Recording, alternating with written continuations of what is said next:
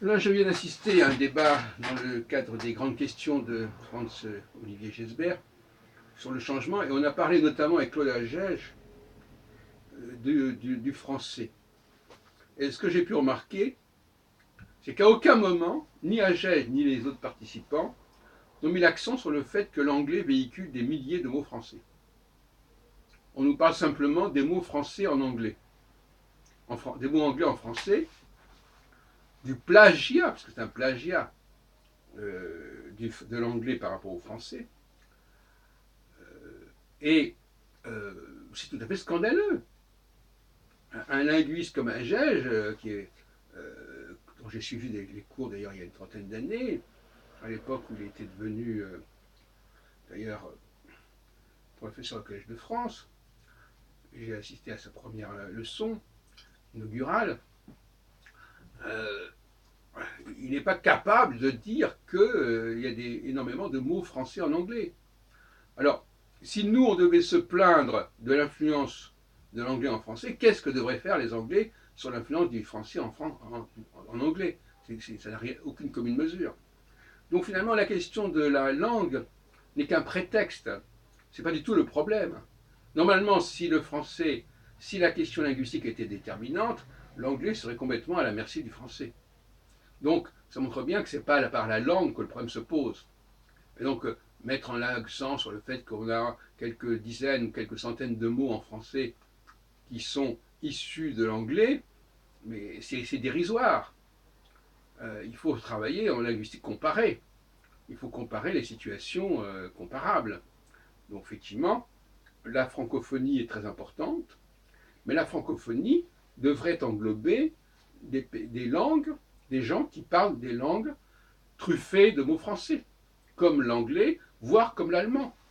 C'est important d'ailleurs pour l'allemand, puisque l'allemand reste malgré tout, puisqu'il y a eu le Brexit, la langue européenne, le pays européen dominant.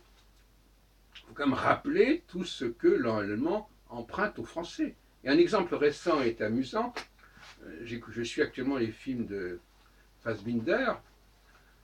Alors à un moment donné, j'entends deux choses qui me frappent. Abenteuer. Alors Abenteuer, c'est bon, moi qui ça veut dire l'aventure. Mais sur le moment, je n'avais pas pensé que Abenteuer, c'était une déformation du français aventure. Et que d'ailleurs, quand on regarde les étymologies, on s'aperçoit, alors il y a les étymologies qui veulent expliquer ça par des influences germaniques, mais c'est une plaisanterie, il y a beaucoup d'étymologies complètement fantaisistes. Mais la vraie étymologie, c'est que c'est une déformation de aventure. Et comment on est passé de aventure à Abenteuer? Eh bien, probablement, comme on explique, comme quelqu'un l'explique, par le mot Abend, qui veut dire le soir. Bon, enfin, peu importe. Donc, de toute façon, euh, voilà un exemple de mots. Alors, il y a pourtant beaucoup de mots français qui sont littéralement restés tels quels, mais Abenteuer, on ne pense pas immédiatement à aventure, bien que, c'est ça le problème, quand quelqu'un vous... Moi, je savais que Abenteuer, ça voulait dire aventure. Je n'avais pas relié la forme Abenteuer à la forme aventure, donc il y a des problèmes à ce niveau-là. Et puis un autre cas tout à fait remarquable et connu, comment dit-on quand on rencontre quelqu'un en allemand, comment on dit Wie geht's? Qu'est-ce que ça veut dire Wie geht's? Wie geht's, c'est la traduction française de est-ce que ça va? Il y a qu'en bon, voilà, est-ce que ça va? Wie geht's? Et alors ce qui est amusant, c'est que le ça va, le S, ES, le ça va, on le retrouve chez Freud dans sa topique, puisqu'il y a le ça, justement, le ça et le S. Et donc finalement la formule est-ce que ça va, que nous employons en français, elle va influer sur le discours de Freud, en fait, compte. Donc, wie geht's by dire, comment est-ce que ça va chez toi, c'est une formule qui est carrément empruntée au français. Et donc, il faut quand même travailler là-dessus.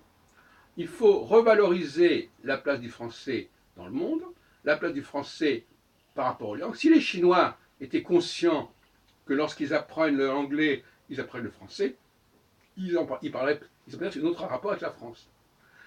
Est-ce que il ne faudrait pas également améliorer les processus de passage de l'anglais au français, puisque c'est comme ça que ça se passe? À mon avis, il y a toute une pédagogie à l'attention des anglophones, non pas forcément pour leur apprendre à parler le français, mais pour apprendre à lire le français. Et ça, c'est fondamental.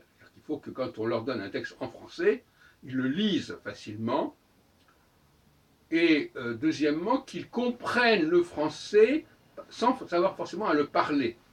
Parce qu'il faut distinguer aussi, il faut découpler parler et comprendre. Les gens qui parlent une langue mais qui ne la comprennent pas. Les gens qui comprennent une langue mais qui ne la parlent pas. Voilà d'autres problématiques dont je voulais vous parler. Et je regrette que Claude Agege ait des prises de position qui ne sont pas inintéressantes en elles-mêmes. Bien sûr que c'est vrai que l'anglais comme langue véhiculaire a une influence, et probablement aussi que le français a été une langue véhiculaire à un moment donné, et que c'est ça qui lui a permis d'avoir cette influence qu'il a eue, et qu'il a toujours, puisque, contrairement à ce que croient certaines personnes, une influence, ça se perpétue pendant des siècles, même après, c'est comme les étoiles, même quand elles sont mortes, elles continuent à briller.